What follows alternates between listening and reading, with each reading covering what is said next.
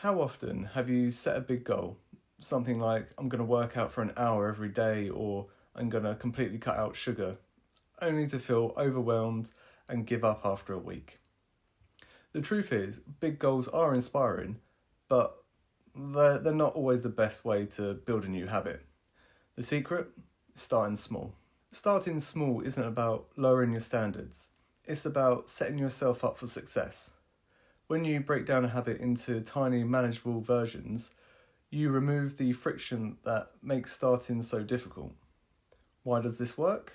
Well, the reason is your brain loves quick wins.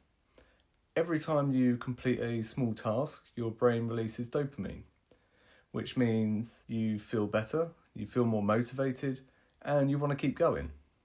Over time, these small wins snowball into massive changes.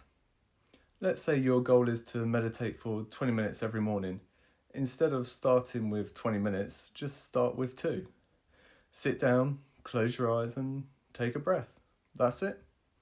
Or maybe you want to get into the habit of exercise. Instead of committing to a full body workout that lasts an hour, just start with 5 push-ups or even 1.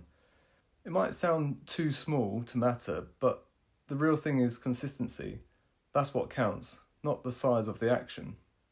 Here's the best part. Once you start, it's easy to keep going. That 1 push-up, it turns into 5, and then that 2 minutes of meditation can turn into 20. But even if it doesn't, you still succeed in showing up. But firstly, choose one habit you want to build. Hopefully you got this from the previous video. Number 2, identify the smallest possible version of this habit. It should be so easy that you really can't fail. And 3, commit to doing this tiny version of the habit every day for the next 7 days. For example, if you want to read more, start by reading just 1 page. If you want to drink more water, start just by adding 1 glass of water to the day. If you want to write, start with just 1 sentence. The goal is about building momentum.